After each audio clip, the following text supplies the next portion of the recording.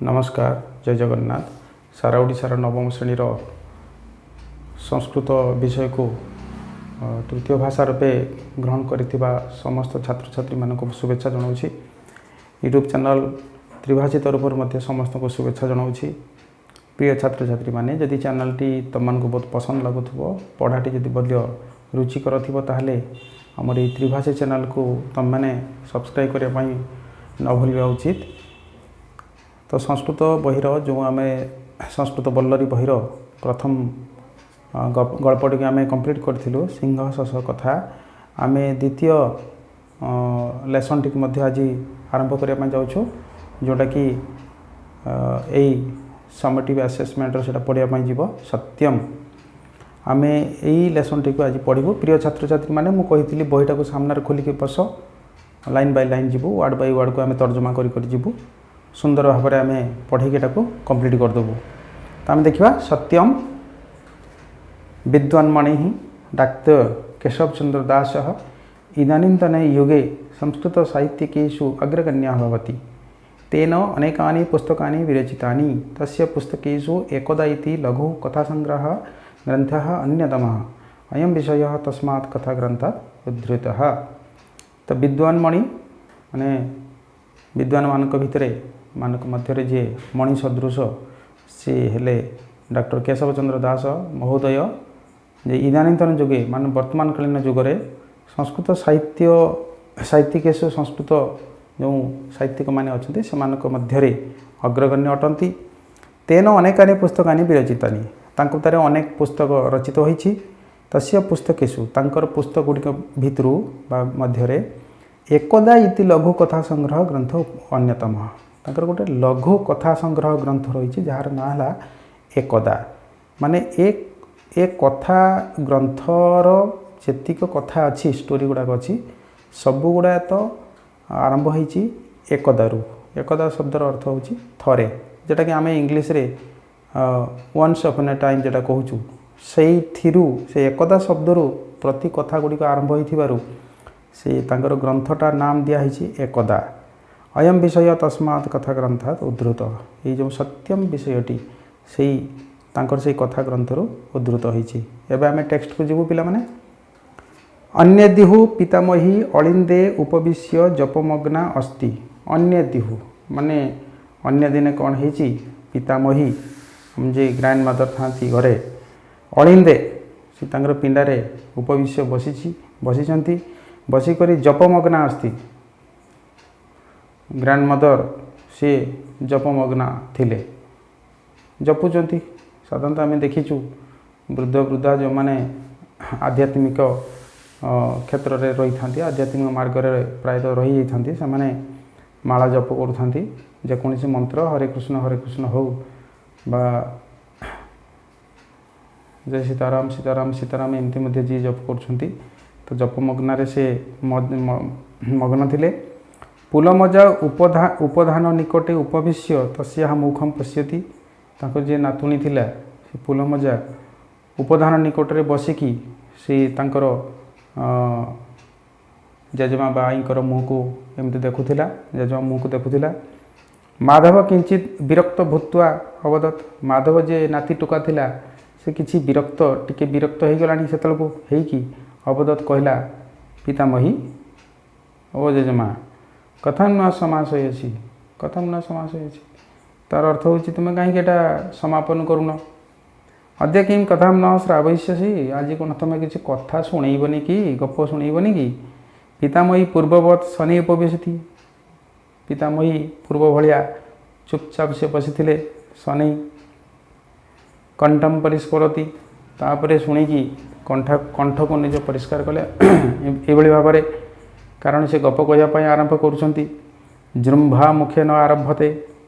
जृंभा मुख हाई मारिकी ये जृंभा मुखरे से आरंभ करुँच कौन एकदा थरे। गल्पटी आरंभ होती जेजेमा मुखरू नाती नातुणी बसचंती शुणियापाई सत्यम विषय गपटी देखा।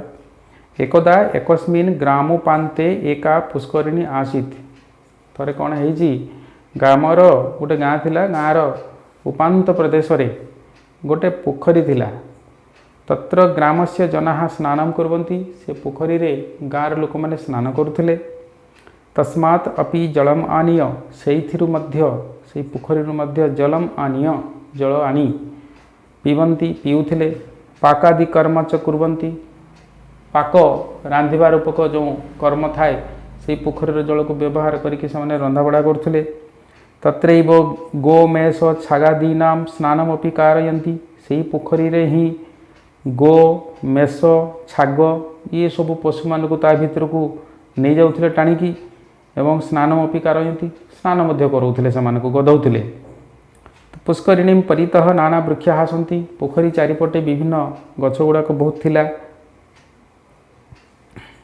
केचन वृक्षा तट संलग्नाश्च वर्तन्ते किछि वृक्ष गुड़िक से पोखरी तट को संलग्न होइकिथिला लागिकिथिला तार डाल मध्य नई पड़ीथिला से डाल गुड़ा किछि पानी रे मध्य लागी जाउथिला पाचेला पत्र पड़ीकी पोखरी पानी रे पड़ुथिला से पत्र गुड़ा को पची गला परे जो दुर्गंध गंध बाहरुथिला पानी प्रायतः संपूर्ण दूषित कर दूसरा से पत्र गुड़ाक से पंक सहित पत्र मिसिकी पानी संपूर्ण नष्ट हो जाइथिला पुष्करिण्याः अपर भागे एक आश्रम अस्ति पोखरीर अपर भागरे आर गोटे साइड आर पटे गोटे आश्रम थिला तत्र एक मुनि ही निवसति से आश्रम गोटे जड़े मात्र गोटे मुनि रोते सोअपि तर्पणादिकम कर्म तत्र करोति से आ कौन करेंगे से पोखरी मध्य तर्पण आदि कर्म करुले नित्य नैमित्तिक कर्म करुले किंतु सदा असंतुष्ट भवति किंतु सब बेले प्राय से असंतुष्ट रोते सह जनान अनुनयति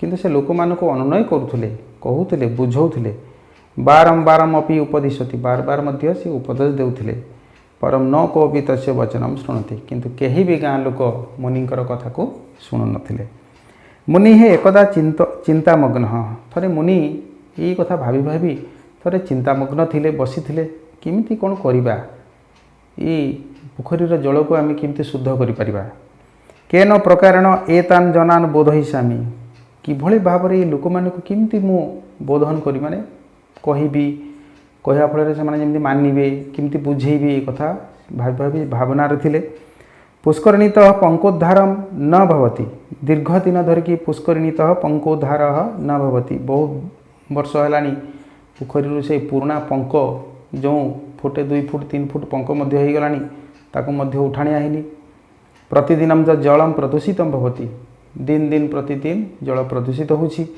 प्रदूषित जलम पीत्वा जना अभी रुग्णा भवन्ति से प्रदूषित जल पीकी लोक मैंने प्रायतः सब रुग्णा हो गले रोगग्रस्त होते कथम इमे बारणिया किभଳି भाବରେ ए लोक मानक आम बारण करिबा बा बारण करा जाई पारे मानकु सहसा कोलाहल श्रुत यही समय मुनि भावनार मग्न थिले हठात तांको कानरे कोलाहल सुबिला पाटितुंड सुबिला मुनि बहिरागत्य अपश्यत मुनि बाहर को आसी बहिर्युक्त आगत्य बहिरागत्य अपश्यत देखिले केचन जना एकम बालकम ताड़यती किछि लोक गोटे बालक को पिटुथिले तम च भत्सयन्ते से बालक को मध्य गाली दौथिले बालक भयने कंपते भयर से कंपुथिला क्रंदती च कांदुथिला मध्य मुनि तत्र आगछत मुनि सेठी आसिक पहुँचिले जनान बारयित्वा अपृछत लोक मान को बारण करिकी पचारले किम अभवत कौन है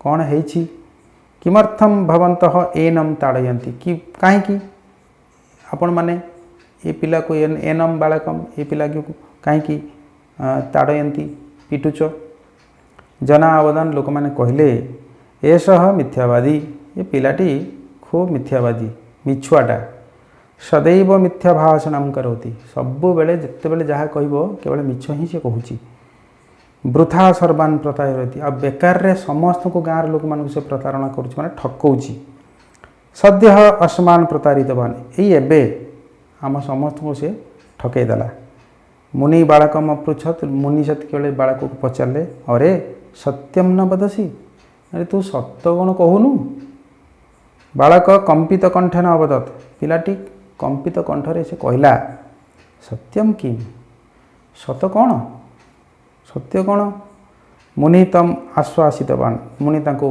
आश्वासना दे कहले न जानासी अरे तमें कौन जान सत कौन तरी मया सह आगच्छ ताहले मो सहित आस।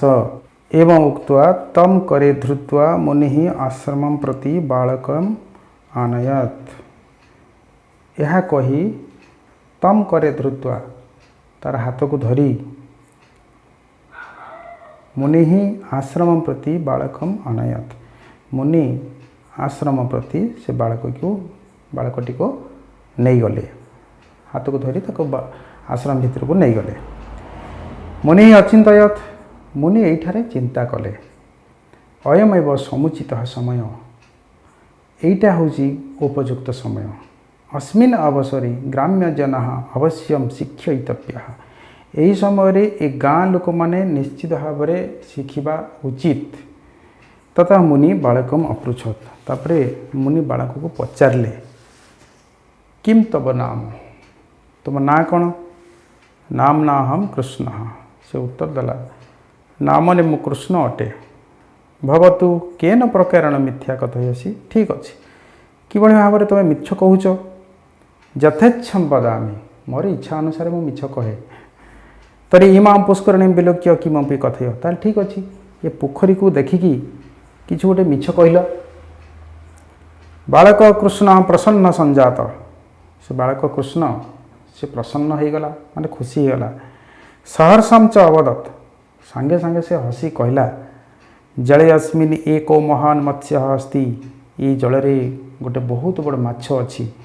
भोजना, हे लोक माने आगच्छत आगच्छत पश्यत, आस आस देख कीदृशम सह खेलती, से माछटा किभलिया खेलुची देख रे। मुनि अवदत साधु साधु, धन्यवाद धन्यवाद, सम्यक चिंतितम, खूब भल भाव तुम चिंता करिछ।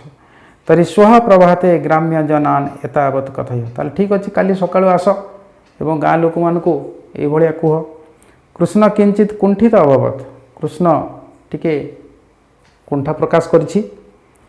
नहीं ते माम ताड़यसंती, ना ना से माने मते पिटिबे। अरे नहीं ना रे ना, से माने तते पिटिबेनी। अनंतर माँ एव साक्षिणम करिष्यसि, जदि गाँ लोक मैंने आसिकी तुमको पचारती पिटिया बाहरती, तमे सेतेबेले मते साक्षी रूप रखिब, जे कहब जे मु एका तो बड़ माछटी को देखिनी, मु बड़ माछ को देखला बेले मुनि मो सांगरे थिले, तो मुनि भी देखिसंती ना। तुम मैंने जाकि मुनि को पचारन सतरे पोखरी बहुत बड़ माछ अछि कि नहीं। अपर प्रभाते कृष्ण ग्रामस्य प्रतिभागम जनान अवदत। अपर प्रभाते तापर दिन सकाळ कृष्ण गाँर प्रति भाग को प्रति गाँर प्रति स्थान को जाइकी लोक मान से कही पुष्करिण्याम एको महान मत्स्यो मया दृष्ट। पोखरी रे गोटे बहुत बड़ माछ मु देखी। केचन अवदन, किछि लोक कहले अरे तो मिथ्यावादी, अरे तू तो मिथ्यावादीटा, तब वचने को विश्वास, तो कथार कौन विश्वास अच्छी। तत्क्षण कृष्ण उक्तवान, सही समय कृष्ण कहला इदानी मया सह मुनि आसीत। वर्तमान तो मो सहित मुनि थिले, से निजे देखी माछ को, स्वपि दृष्टवान, से भी देखी। आगच्छ आस तत्र पृछ, आसिकी तांको पचार प्रकृत में ये पोखरी रे बहुत बड़ माछटी अच्छी कि नहीं मु एका देखिनी। मु देखला बेले एवं माछटी खेलिला बेले मुनि सहित मो सहित थिले, मुनि मध्ये मो सहित थिले। तमने आसन मुनि को पचारुन, मु सत कहूँ कि मिछ कहूँ। मुनिम साक्षी रूपेण स्वीकृत्य ग्राम्य जना अपरदिने मत्स्य अन्वेषण अकुर्वन्। मुनि को साक्षी रूप से रखी स्वीकार करी गाँव लोक मैंने अपरदिन माने ता परदिन मत्स्य अन्वेषण आरंभ करदे, माछ खोजा आरंभ कले।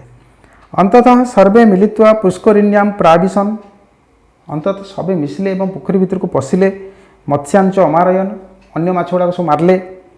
किंतु महामत्स्य संधान न प्राप्तम, किंतु एते वर्ष जो महामत्स्य थिला बहुत बड़ माछ थिला ताको खोजिकी पाइलेनी। सकलम दिवस अंते अन्विष्टवंत, सारा दिनटा से माने खोजिले किंतु पाइलेनी। सायं काले नितराम विरक्ता अभवन, संज होगला समस्ते विरक्ति होगले।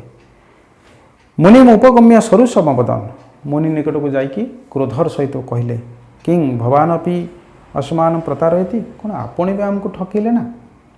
मुनि धीरम अवदत, मुनि शांत भाव में कहले अरे महामत्स्य किं सरलतया धर्तुम शक्येत, एते बड़ माछटा कौन एमती सादा सीधा तुम धरनब, धरवाई कौन समर्थ हो पार। तदर्थम श्रम करणीयम आ से कष्ट करने पड़ो ना गोटे दिन खाली खोजिदे मिल जाव स्व प्रातः बंधच्छेदम कृत्वा जलम निष्कासयत काली सकाଳେ आस पोखर जो जल अच्छी ताको बंधच्छेद कर माने पोखरी को बंध पकाओ मझिरी करिकी जलम निष्कासयत जल को बाहर कर तदनु पंकोधारम कुरुत आ से माछटा जदि पंकुआ माछ होइथिबो ताले पंक भितर पशि जाइथिबो तमे जतले जल को बाहर करिवो से माछ निश्चित भाव में जदि थिबो सेपटर जदि थिबो गोटे पट को बंधच्छेद करिकी पानी को बाहिबो बाहर करबा बेले से जे पंकुआ माछ होइथिबो पंक भितर पशि जाइथिबो सेति पंक उद्धार कर पंक को उठाइबा पड़ो तत महामत्स्य मिलिष्यति तापर जाइए से बहुत बड़ माछटा मिल ना तेणु प्रिय छात्र छात्री मैंने आज सेसन टी को फास्ट पार्ट 1 या आम 2 पार्ट्रे आम विभक्त करूँ तेरे जाकि पढ़े सारिकी प्रश्न उत्तर का आलोचना करूँ तेणु प्रथम भागटी आम ये रखुचु द्वितीय भाग को आम कंप्लीट करदेबू जय जगन्नाथ।